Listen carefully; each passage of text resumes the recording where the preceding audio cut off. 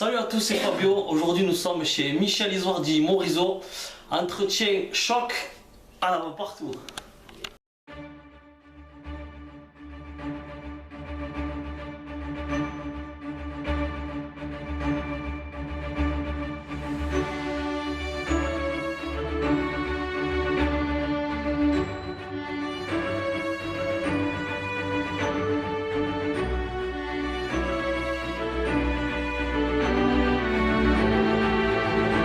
Entretien aujourd'hui avec Michel Isoard. Michel, merci à toi et meilleurs vœux. Merci, je te remercie, c'est gentil. Moi qui m'est arrivé pas mal d'histoires, entre la fin de l'année et le début, j'ai pas mal commencé.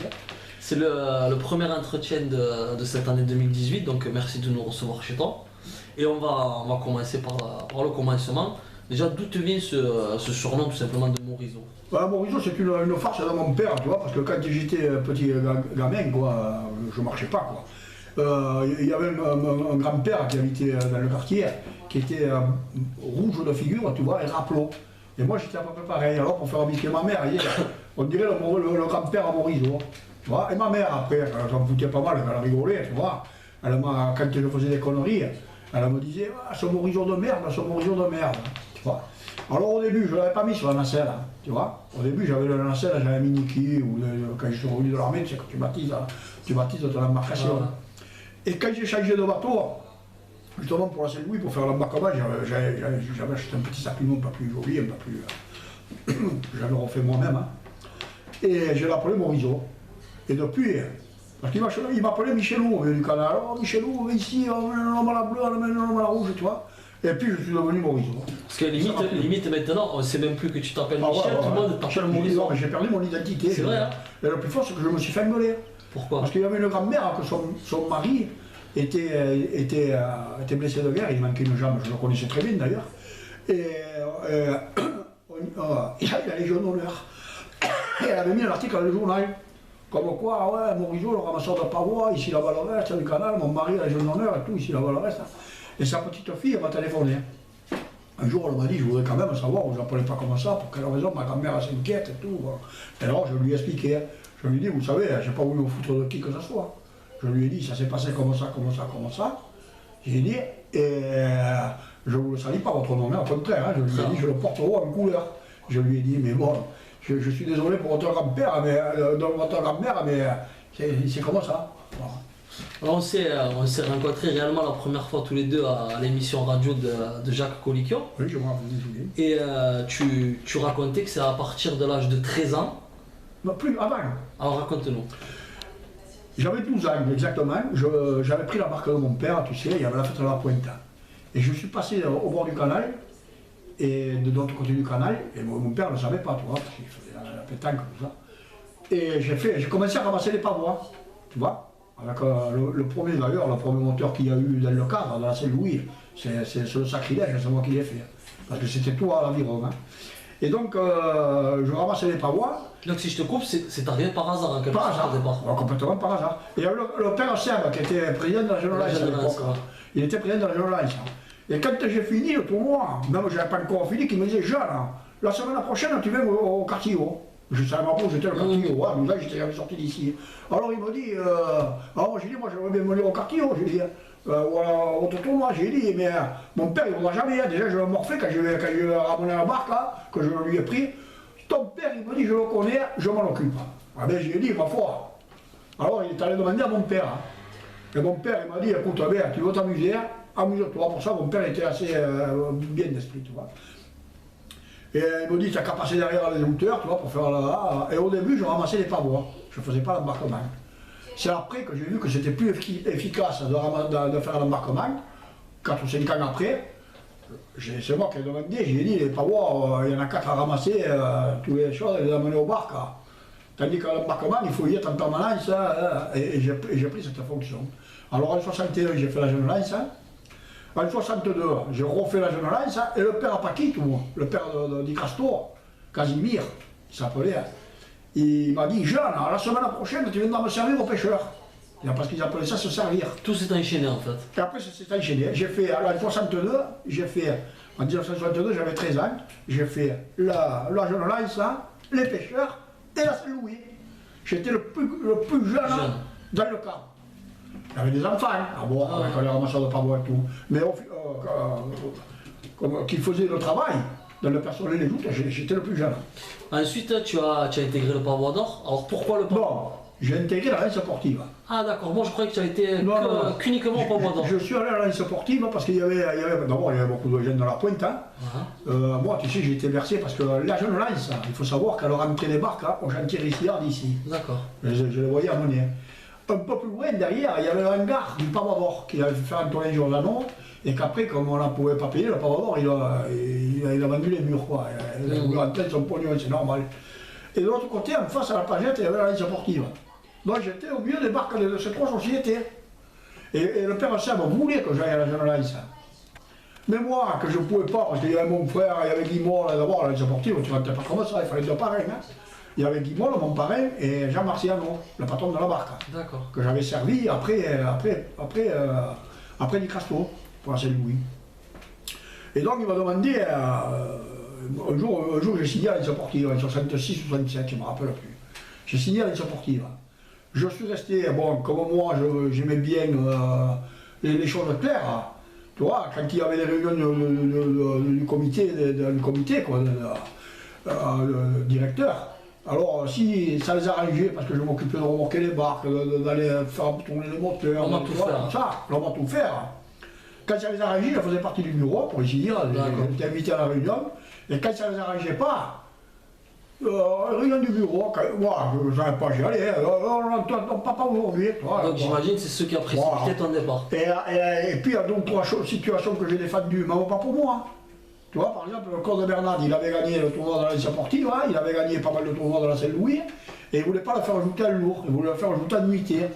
Mais alors moi je disais, mais vous y faites pas de cadeau, puisque moi, je joue à nuitée, j'ai jamais rien gagné. J'ai dit que lui représente bien la société. J'ai dit que faire ajouter à lourd, il va commencer à avoir des résultats.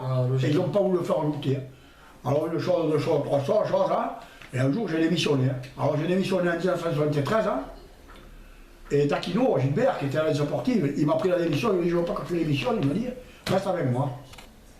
J'ai dit Gilbert, comment ça part? Je lui ai dit tu partiras et moi aussi. Tôt ou tard on partira. Qu'est-ce qui s'est passé? Et l'année après, alors ça fait que j'ai démissionné 2 fois. Et quand j'ai démissionné, c'était un tort.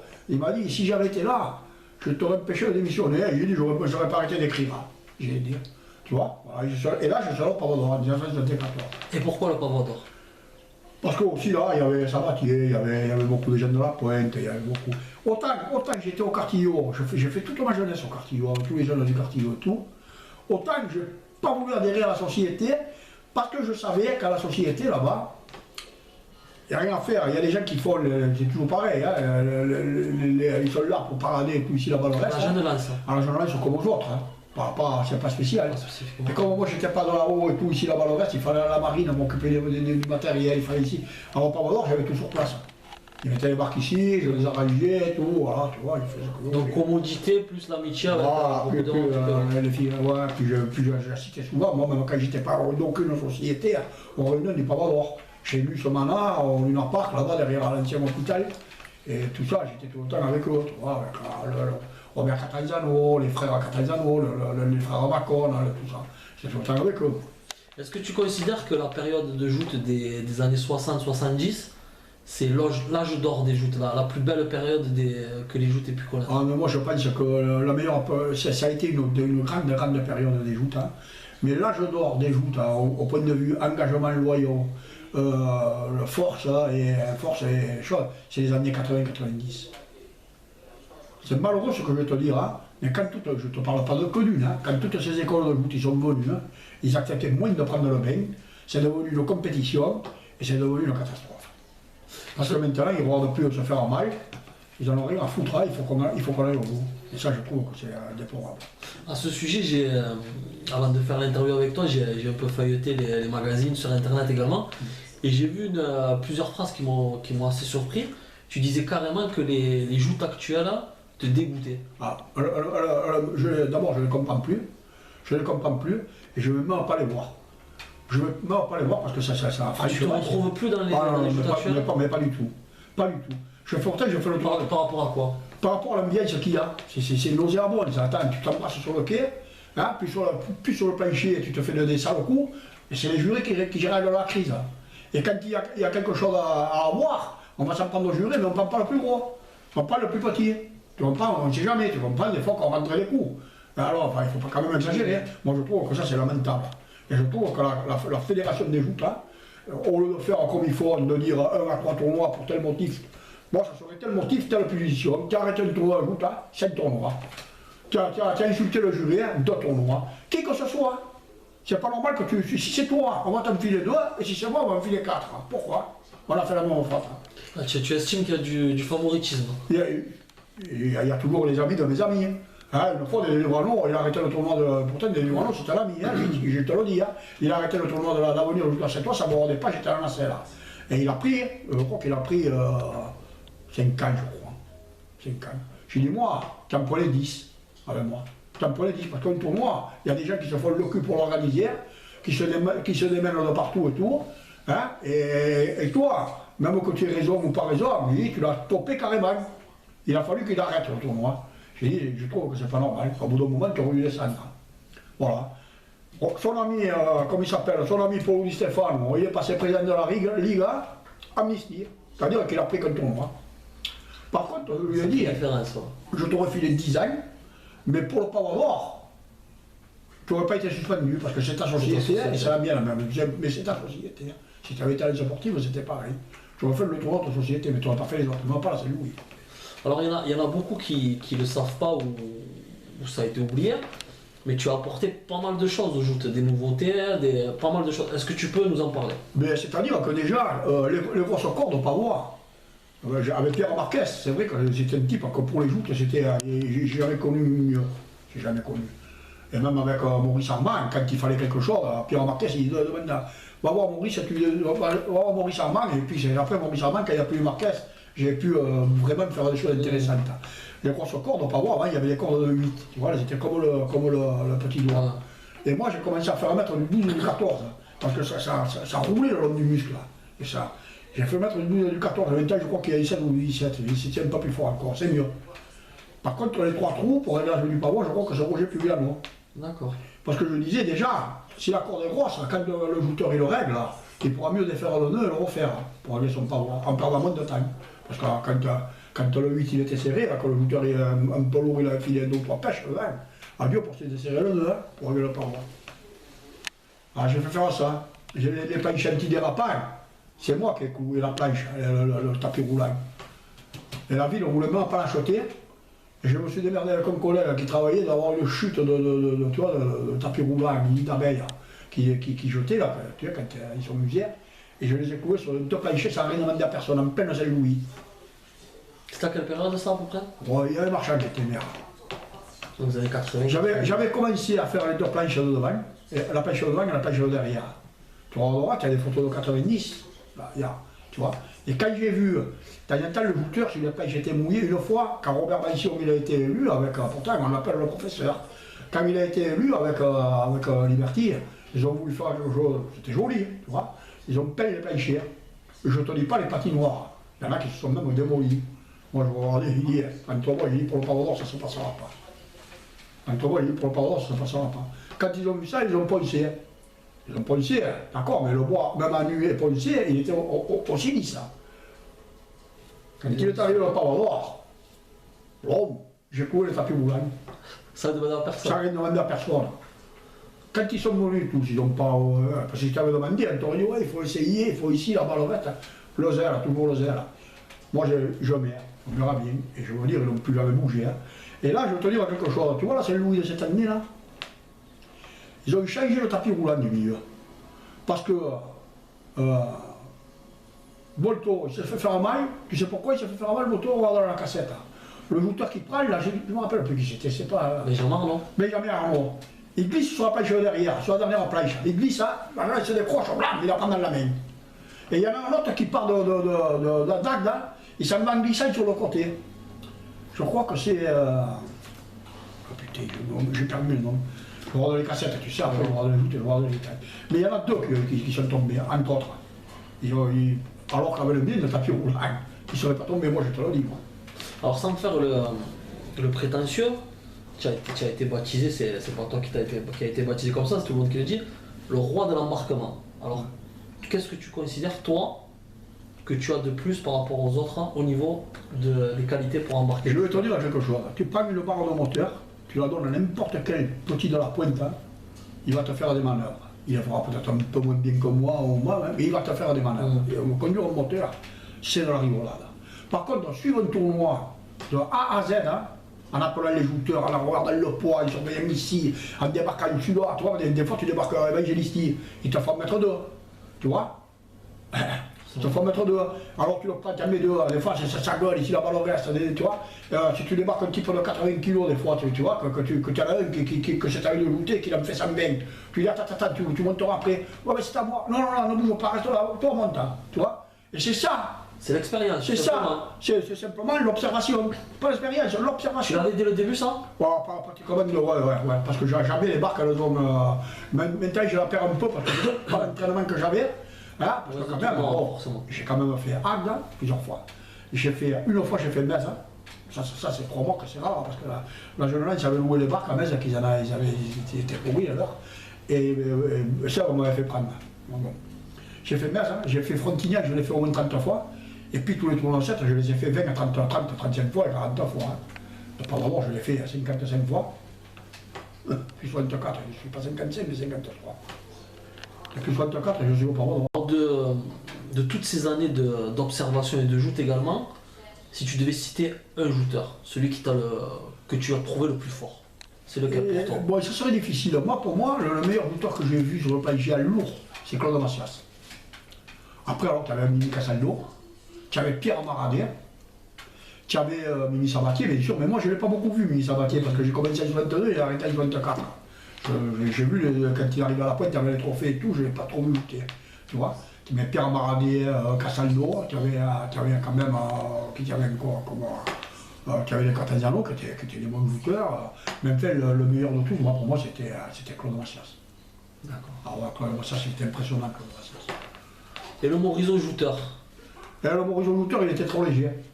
Moi, j'aurais voulu avoir pas la poids de mon frère, parce qu'il manquait 3 ou 4 kg ou 5, mais la force de mon frère. Parce que mon frère, il jouait plein de force. Tu avais l'équipe, tu vois, l'équipe de 100 000, 130 kg. Parce que moi, j'y aurais adapté un peu de ruse. Il a gagné un tournoi lourd, je crois, d'ailleurs. Oui, la jeune lance. La jeune lance, il a gagné en 80, je crois qu'il a gagné. Et moi, j'avais fait la finale avec jeune. D'accord. Bon, moi, j'étais trop léger, mais il me craignait, parce qu'il me joutait, il venait me jouter dedans comme si j'étais lourd. Hein. Attends, de temps en temps, j'en ai coulonné quelques-uns, hein, parce que, surtout quand le droit était autorisé. Hein. Ouais. Une fois, j'ai jeté cerise, en plein coupe d'or, Ferrara. Ici, il se demandait, il faisait comme me provoquer. Il dit, moi, tu sais, si tu veux prendre le flou, me jette.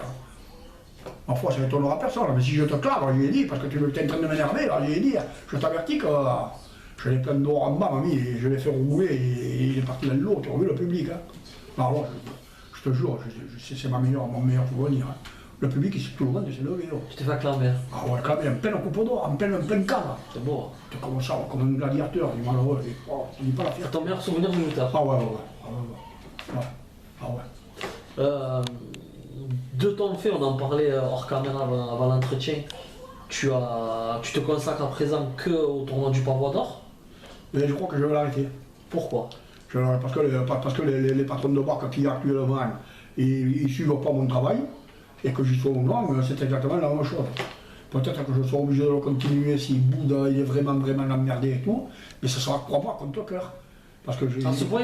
Ah ouais, mais l'année dernière, j'en ai failli faire du jeu écrit tout au long du tournoi, pendant 3 jours et tout, ici là-bas le reste. Hein. Moi, quand écoute, j'ai travaillé avec des barreurs, tu ne peux pas savoir les barreurs que j'ai eus. Hein. Comment? Parce que moi, c'était pas moi qui les choisis, j'étais obligé de faire avec eux. Hein. Bon, quand je les ai choisis, j'en ai jeté quelques-uns, hein. Je te le dis. Hein. Parce qu'il y en a quelques-uns qui sont passés et qui m'ont voulu parce que je les avais jetés dans la barre. Ça n'allait pas. Il fallait quand même le gérer, ça, même les rameurs. Hein. Tu vois, et eux, là, attends, le tournoi, tu regardes les Saint-Louis quand il y avait Loumois et les Librano, et quand il y avait Loumois et Marcel Bouet, c'était encore meilleur. Ça tourne à sa part. Pour toi, ils n'ont pas à s'occuper du lutteur s'il est prêt ou s'il n'est pas prêt. C'est pas comparable ces périodes avec les rameurs actuels. Mais ça n'a rien à voir. D'abord, ils ne commandent rien. Ils ne commandent ni les rameurs, ni les jouteurs. Les jouteurs, ils font ce qu'ils veulent. Ah, ils n'ont pas mis les chaussettes, mais ça fait rien, on va attendre quand tu as mis les chaussettes. Au moment où ils partaient, hein, ils les mettaient en route les chaussettes. Même, parce que les passes, ils le refuseront quand même. Hein. Le type, s'il perd du temps à mettre les chaussettes, c'est qu'il a l'intention de refuser la passe. Je suis fatigué de leur dire. Mais eux, ils ont tellement peur de se faire critiquer par les jouteurs qui valent rien là-bas. Puis je le dis ouvertement. Hein. Et ouais, ça n'a pas de toi, là, son propos. Ah, ça me fait rien, moi. Et je leur ai dit, c'est quelqu'un mille fois. Et comme ils valent rien là-bas, ils ont peur des jouteurs, alors ben. Ils font le toit là, comme ils veulent. Quoi. Comme ils veulent. Quand tu dis au jouteur à l'ouvrement, quand il disait qu'il était à la pêche du bas, le type il est resté. Hein. On est vraiment. Là, le type, quand tu es au il monte. Hein. Tu penses pas que ça te. Bon, après, ça te manquerait pas? Ça me manque plus. Ça me manquait les premières. Je te le garantis que la première Saint-Louis que j'ai fait, que j'étais assis dans une barque de route, on va voir. D'abord, vers toi, le feuille que j'ai pris, là, que j'ai plaqué tout. Et crois-moi que j'étais triste. J'étais vraiment. Ça a été dur. Ça a été dur. Mais après, quand je vois comment ça se déroule avec les jouteurs, avec l'ambiance et tout, les mecs qui s'embrassent après, non, ça ne me choque pas. Alors, tout ça, avant, il y avait un jouteur qui se faisait mal. Tu montais, toi, tu faisais mal à quelqu'un, ça allait faire esprit. Hein. Et bien, le type, même s'il n'avait pas fait esprit, le 3/4 du temps, il descendait. Hein. Le 3/4 du temps. Ouais, tu considères que c'est un peu faux cul maintenant? Maintenant, le mec, il fait semblant. Oh, attends, une fois, il y en a un là. Il fait mal au joueur, tu sais. Il joue tant. Et quand il est bien qualifié de la revanche, il me dit, amène-moi là-bas, je vais voir ce qu'il y a. J'ai dit, si tu ne veux pas faire le tour du cadre à pied, j'ai dit, tiens, mais j'ai dit, tu ne me prenais pas pour. Alors je me suis pris à son père et tout. Mais j'ai dit, tu ne me prenais pas pour un coach. J'ai dit, non. Pourquoi tu n'es pas allé 5 minutes de suite, on a plein de pour voir ce qu'il a rien. Tu as continué à goûter quand même. Hein. Et bien j'ai dit, maintenant que tu as fini, tu as le temps, tu vas le voir. Et je ne l'ai pas emmené, hein, parce qu'il peut me chanter, je te le dis. Hein. Ah oui, à son père. Alors d'où vient votre sujet? Tes talents artistiques par rapport au joute, encore une fois. Tu as exposé, je le rappelle, au Miam cet été. Oui, ben, je sais pas. Moi, tu sais, j'aime bien bricoler, je suis très fascinant. Et j'aime bien avoir mes minutes à moi, mes heures même, hein, tranquillement, dans un coin, à faire. Tu te retrouves? Je me retrouve tranquille, je me détache, tu vois. Je me mets là, je me mets où? Je me mets à peindre les parois, tu vois, que tu as filmé et tout. Au début, je peignais, tu vois. Et tu vois, les pincelets, je les regardais quand j'étais gamin, que j'allais à l'école, je me disais, putain, je sais pas comment on pourrait faire, mais le haut de la pince, là où ça mord le linge, ça me titillait, ouais. Je me dis, putain, on dirait le torse, hein, puis ça, on dirait le creux du ventre, puis ça, on dirait le bassin, tu vois. Mais je ne savais pas comment faire. Hein. Et un jour, j'ai eu l'idée, tu vois, il y a Pierre-François, tu vois, là-haut, il y a deux jouteurs sur les centres. Hein. Et il me donne le centre avec le plancher et tout, le bon nu, hein, avec les deux jouteurs qu'il avait fait. Et il me dit, tiens, je te le appelle-le, tu m'en feras voir ce que tu as fait. Hein. Robert François, le frère de Pierre. Bon, je le peins bien et tout, et puis j'ai dit, putain, il manque quelque chose, J'ai pris la moitié de tête d'épingle, là, tu vois. J'ai fait un bonhomme avec le canotier et tout, les bras, les jambes, avec une barre dans la queue de la baleine, comme s'il était dans la baleine, tu vois, qui gouvernait. Et donc, j'ai commencé comme ça. Et puis, j'ai commencé à faire les petits oboïstes. Hein. Les deux tambourina et les deux oboïstes. Tu vois, avec les pincellages et tout. Et après, je les ai assis dans la vingtaine et tout. Et doucement, comme ça, tu progresses. Hein. Tu vois, quand tu réfléchis, que tu veux faire les choses et tout, tu progresses. Bon. Quand on pense à Morisot, on pense aussi Bouchon. Ah ouais, il y avait de grosses animosités entre vous. Alors est-ce que c'était vraiment, vous étiez vraiment des vrais ennemis? Non. C'était plus pour la galéjade? Non, alors là, on était vraiment ennemis. Moi, Bouchon, j'ai fait ma jeunesse au quartier. Et Bouchon, c'était pas, contrairement à ce qu'il disait dans la cassette à la Saint-Louis, c'était pas la première fois que je m'apprenne avec lui sur sa façon de barrer et sa façon de conduire les choses. Quand il venait, par exemple, qu'on ne le voyait pas dans toute une saison, avec le cigare, à me dire ta carte blanche. D'abord, il le disait dans la cassette. Et moi, je disais chaque fois, t'as pas le choix. Tu fais les équipages, t'as personne. Il n'avait personne. Hein. C'est vrai qu'il a travaillé pour les joutes. Moi, je ne veux pas en parler parce qu'il est mort. Mais il n'avait personne, il n'avait plus personne. Il avait c'est pas les rameurs italiens qu'il avait, c'était les Portugais. Tu vois, il avait les rameurs portugais ou espagnols qui étaient venus pour le Lamparo, qu'il avait là-bas, et il les donnait quand il était là, parce qu'il allait au Sardinat, on n'était pas tout le temps disponible. Hein. Alors quand il y était, il allait barrer à diverses sociétés avec ses barreurs, avec ses rameurs, quoi. Et moi, je faisais l'embarquement, parce que j'étais appelé par les sociétés, y compris par la violence. Tu vois, voilà. Il a fait beaucoup de choses pour le Bouchon. Mais après, à la barre, moi, ce qu'il faisait, ça ne me plaisait pas. Ça ne me plaisait pas, parce que je lui disais, si tu veux gagner un tournoi, tu montes sur le plancher. Tu ne le gagnes pas là-bas. Hein. Moi, j'ai eu son oncle, Antoine Rinaldi, pleurer, pleurer, tu te rends compte de ce que tu m'as fait, tonton qui tient, il disait, ton propre oncle, ce que tu m'as fait, bouchon. Et la dernière Saint-Louis qu'il a fait avec Loulou Moll. Tu peux demander à Loulou Moll si c'est pas vrai. Loulou Moll, il en avait tellement marre en 91. Il y a mis, là, ou en 90, je ne me rappelle plus, il a mis la marque carrément dessus. Il a fait. Mais alors, écoute-moi, moi quand j'ai vu ça, j'ai pris la nacelle, ma nacelle, tu vois, tu sais qu'il y a du côté de la tribune officielle, il y a des bateaux là, avec les gens dedans. J'ai foncé dans la barque de joute. Les barques en double, Loulou Moll est arrivé derrière moi et ça le bouchon m'a monté. J'ai foncé dans la barque de joute en criant pour pouvoir écarter les barques pour pas qu'elles prennent le public ou la tribune officielle. Loulou Moll, il était tellement furieux qu'il n'avait pas fait attention, ils arrachaient tout. Ils arrachaient la tribune officielle. Et là, j'ai attrapé Bouchon, à la crière, même qu'ils disent ce qu'il raconte, il racontera ce qu'il voudra. Moi, je donne ma parole au honneur, j'ai attrapé Bouchon. J'ai dit, Bouchon, si l'année prochaine me tient la barre, je reste à la maison. Tu vas pas commencer, parce que c'est moi qui payais tout le monde, les rameurs et tout, quand j'ai porté son enveloppe. J'ai dit, Bouchon, si tu es à la barre, je reste à la maison. Moi, j'en ai marre de passer les pierres. Tu vois, déjà, tu vois. Alors, je commençais à en avoir, tu vois, un peu. Alors, il me dit, ouais, putain, tu vas pas déconner. Il a cru que ça passerait, hein, parce que si tu vas les joutes, tu sais comment c'est. Mais moi, ça va pas passer. Quand il est arrivé le moment de faire le recrutement des personnels des joutes à la mairie, j'ai demandé la parole, là, il y avait toute la coordination, là. Enfin, c'était pas la coordination à l'époque, c'était l'union locale. Et voilà, j'ai dit, voilà, je vous avertis, le personnel des joutes, j'ai dit, c'est moi. Je m'embarque à effectif complet, barreur, rameur, ramasseur de power, poseur de vent, et il manquera personne. Alors Minal, il s'est retourné, il m'a dit, Bouchon, il a qu'à faire comme moi. Il fait les équipages, et le maire, il tranchera, c'est lui le patron. Et moi, j'accepterai la décision qu'il prendra. Bon, alors, ça a duré, du mois de juin, qui commence à faire les équipages à la Saint-Louis. Tout le tournoi de joute, on avait Bouchon en train de nous crier autour. Il se prenait avec Loulou, il se prenait avec Dédé, il se prenait avec moi, il se prenait avec tout le monde. Et j'ai dit, Bouchon, c'est comme ça, c'est pas autrement.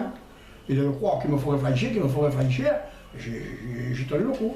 J'ai dit, faites ce que vous voulez, les rameurs, si vous voulez y aller, allez-y. Moi, je reste à la maison, il n'y a pas de souci, s'il est à la barre. Et les rameurs, c'était un monde des choses quand même, il y a 40 ans que je les ai.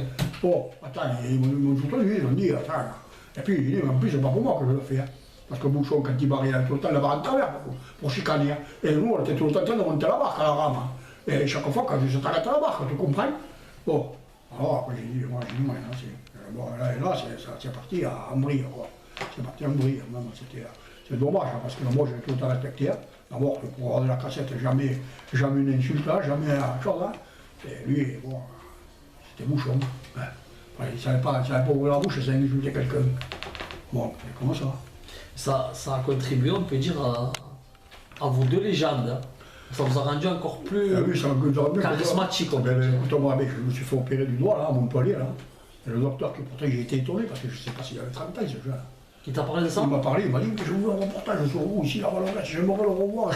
J'ai dit, allez, attends là, ça, les fortes têtes. Hein. Mais alors après, je ne sais pas le site qu'il faut trouver. Ah, ça doit être sur Internet. Essaye de le voir. Par contre, il faudrait que tu me la vois parce que je vais le 19, à 18 ans. Si tu peux me la voir, ça m'arrangera. Et donc, j'ai dit, tu regardais les fortes têtes, j'ai dit, alors, quand je suis retourné, il m'a dit, je n'ai pas trouvé et tout, je n'ai pas trouvé. J'ai dit, écoutez, je vous ferai faire une photocopie. Donc j'ai la cassette, là, les fortes têtes, que j'ai dans la voiture. Et ça fait 4e fois que je monte à la montée du château d'eau, là où il est fermé. Tu vois. Je ne sais pas quand c'est qu'il va ouvrir. Mais j'y ferais faire. Je vais t'évoquer 3 anciens sociétaires aujourd'hui décédés du Pavois d'Or, et tu vas me donner ton avis sur eux. On commence par Gaston Macon. Moi, Gaston Macon, c'était pas ma tasse de thé. D'abord, je n'ai pas apprécié beaucoup de choses qu'il a fait dans le monde des joutes, dans la vie, enfin, ça c'est autre chose. C'était pas ma tasse de thé. D'ailleurs, j'étais fâché avec lui. Pour quel motif?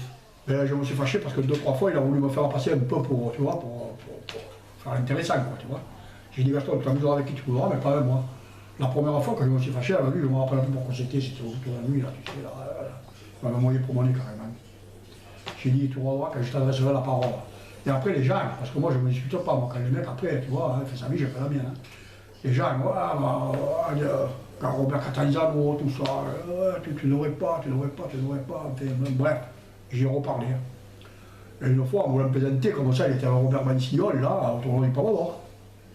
assis sur le quai, et j'étais allé demander quelque chose dans l'enseignement avec le moule, tout ça, ici, à Valorès. Ah, moi, tu m'as pas, qu'est-ce que tu me racontes là, ici? Il m'a renvoyé chier. J'ai dit, Gaston, à partir d'aujourd'hui, tu peux mourir, hein. Je ne t'adresserai plus jamais la parole. J'ai dit, tu t'amuseras avec qui tu voudras, j'ai dit, parlez-moi. Et vous n'êtes plus jamais reparlé? J'y ai plus jamais reparlé. Et quand il était en ville avec quelqu'un, je lui disais bonjour aux autres, ça pas lui. Comme s'il n'existait pas.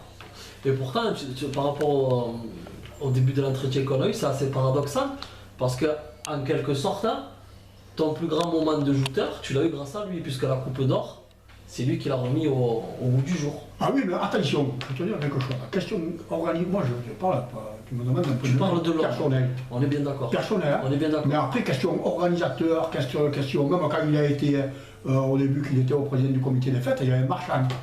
Marchand, il le souquait Marchand. Hein. Et moi, chaque fois, je disais à Marchand, c'est un mec, il est valable pour l'organisation ici là-bas, le reste, hein. Utilise-le, tant qu'il ne fait pas quelque chose que tu vois, tout, ben, tu peux demander à ma femme, elle est là, à la gare maritime, là-bas, elle avait un apéritif. J'ai dit quand même, utilise-le, c'est pas quand même, tu vois. Non, moi, Macron, je veux le liquider sans effusion de sang, il m'a dit. Yves Marchand qui te dit ça? Ah ouais, et il a liquidé, Là, bon, là, j'étais pas fâché avec Gaston ni rien, mais même je l'aurais défendu. Parce que, question organisateur, mais après, alors, on a malheureux. Attends, après, il fallait. Alors, une fois, on fait le défilé, tu sais, et il y avait un marchand qui était passé, et lui, bon, il avait été jeté, il avait été jeté du comité des fêtes. Et normalement, quand tu arrives devant la mairie, le personnel des outils s'écarte, hein, mais j'étais au René Sabatier. Hein. Le personnel des outils s'écarte, hein, la mairie le passe, hein, et puis le personnel des outils vient derrière à suivre. Hein. C'est le protocole. Là. Moi, j'ai tout le temps fait comme ça, qui est à gauche et qui est à droite, pourtant des campagnes électorales, j'en ai fait, je te le dis. Hein. J'étais rôliste, moi. Et je suis toujours rôliste d'ailleurs. Et donc, tu vois, bon, et lui, et quand il a vu que c'était un peu la pagaille, qu'il n'y avait pas, moi j'étais un petit peu haut, tu vois, j'étais pas commissaire non plus. J'étais un petit peu haut, tu vois. Il a pas le gagner à l'église, il avait sa bande, hein, parce qu'il le suivait de partout. Moi je l'aurais pas suivi, mais eux, ils le suivaient, c'est comme ça. Et ils sont passés tous les lights devant la mairie et tout. J'ai dit, Gaston, l'année prochaine, je vais faire un commissaire. Je vous le dis, hein. Puisque ça commence à déconner, hein. J'ai dit, vous ne voulez pas respecter, j'ai dit, je vais faire un commissaire. Le premier qui passe avant les autorités, j'ai fait un coup de rapport sur la tête. Qui que ce soit. Il arrivera ce qu'il arrivera. J'ai fait commissaire, ça s'est bien passé, je te le dis. Hein. Donc à cette époque, il y avait quand même des clans au Pavois d'Or. C'était pas le clan de Pavois d'Or, c'était devenu politique. Hein. Quand Marchand il a été élu, c'était la Saint-Louis, c'était pas le Pavois d'Or. On parle avec le un peu, même toutes les sociétés. Hein. Ah oui, après c'est... Toutes les sociétés, on les sportifs, comment ça part. Tout le temps, ils été ça. Hein. Quand tu avais la tête, tu avais un noyau qui suivait la tête. Hein. Si le noyau changeait, la tête changeait, c'est tout. Hein. Après, il y a des gens qui aimaient la société et qui continuaient de le faire. Moi, je rentrais, moi, c'était Boulard qui était président. Macron, il finissait le... Un mot sur Claude Bresson également. Claude Bresson, c'était un brave mec, mais alors, borné. Moi, c'était un ami, hein. Bon, je me suis disputé avec lui à la fin, parce que bon, pour le changement de société. C'était un joueur gaucher, c'est ça? Il était dommage qu'il n'avait pas trop de pied, tu vois. Il avait une force. Mais après, je me suis un peu fâché avec lui, parce que... Tu t'es fâché avec tout le monde. Mais moi, quand il y a quelque chose qui ne me plaît pas, tu le dis. En plus, un jour, il disait à sa femme, je veux le tuer à Michel. Un jour, je le tuerai à Michel, parce que moi, j'allais dire ce que je pensais. C'est malheureux, mais c'est comme ça. Le type, il faut faire 2 mètres à mon temps, on va faire ce que vous voulez. Je lui ai dit, c'est ce que je pensais. Et là, bon, quand il y a eu le changement, il nous a amené une cavale, il avait choisi d'aller à l'apéritif d'honneur des autres. Bon, je ne te dis pas le mal qu'il nous a fait, parce que nous, on était de noyau, on était une famille, il faisait partie de ce noyau. Alors j'ai dit, bon, ben, ma foi, tu as fait ton choix, moi j'ai fait le mien. Et on termine avec un homme récemment disparu, Nénette Morel. Nénette Morel, c'était un gars, tu vois, il était super ce gars. Ce type, il ne parlait pas beaucoup, il aimait plaisanter, il était là quand il fallait faire des grillades, il faisait des grillades, hein. Quand il fallait aller au matériel, il était au matériel, pourtant il avait des difficultés à se déplacer. Hein. Mais il était tout le temps là. L'exemple d'un bon sociétaire. Ah, ça c'est des sociétaires que tu rêves d'avoir. Jean Ross aussi, pareil. C'est un mec, tu ne le voyais pas, il fallait faire des planchers, il fallait faire plus alors complètement, hein. Plancher, big, tout ce que tu vois, c'était son métier, ma vie. Et tu te faisais ce que tu voulais, hein. Réparer les barques de route avec moi, hein. moi le plastique. Moi. Après le bois c'était... mais moi le plastique, je te faisais une barque de route, moi ça ne me faisait pas peur. Hein. Alors pour terminer, si tu, un sujet qu'on n'a pas évoqué, de quoi aurais-tu voulu parler? Voilà, par exemple, il y a une chose que j'ai trouvée aussi dans le monde des joutes, c'est que les commissaires, là, qui se mettent maintenant derrière pour que les lutteurs ils aillent tourner derrière les autorités. Ça c'est moi quand j'étais commissaire que je l'ai fait faire. Parce qu'ils tournaient de plus en plus haut pour ne pas tourner derrière les autorités. Enfin, il y en avait d'autres, mais je ne peux pas le tout évoquer. C'est pas... Alors qu'est-ce que tu me disais? Eh ben non, je te demande si tu voulais évoquer un sujet qu'on n'avait pas évoqué, le mot de la fin quoi. Bon, le mot de la fin, voilà, bon, il y a des choses que je regrette, c'est d'être parti un peu précipitamment. Hein. Et bon, mais c'est vrai que là, bon, je ne peux pas dire que je le regrette, parce qu'à la fin, franchement, c'était ça ou la dépression, parce que moi, il fallait que les choses tournent comme toi, voilà. Et les barreurs, ils commençaient à avoir un petit peu de prétention, mais s'il en va le reste, hein, je sentais que ça éclaterait tout le temps. Hein, mais j'aurais voulu rester au moins le mandat de Loulou et d'Eder. Ils auraient continué avec moi, même s'ils ne seraient pas partis en 2012. Hein. Je suis persuadé qu'on serait allé en 2013 ou 2015, hein. Facile. Quoi qu'il arrive, tu es conscient que tu auras laissé une grosse image dans les joutes. Ça me plaît à dire, hein. D'abord j'ai fait changer la façon de l'organiser. Ça tournait comme sur un papier à musique, c'était un balai. Franchement, c'était avec les rameaux de la pointe et les barreaux, tu sais pas qu'ils savent qu'ils sont prêts. Moi, là, quand j'ai amené un jouteur que c'était trop tard, il me disait tu reviendras tout à l'heure. Et tu vois, c'était rare, mais ça arrivait. Hein. Ils m'ont poussé le parquet, ils me disaient tu reviendras tout à l'heure. Il fallait ça dans notre lutteur, tu vois. Moi, il me plaît à dire une chose, là, c'est que j'ai poussé la porte de la légende des joutes hein, et que je me suis installé durablement. Après le reste, voilà, c'est une façon de le voir. On finit sur cette belle phrase alors. Merci à toi. Je te remercie, je vous remercie pour le. Avec grand plaisir.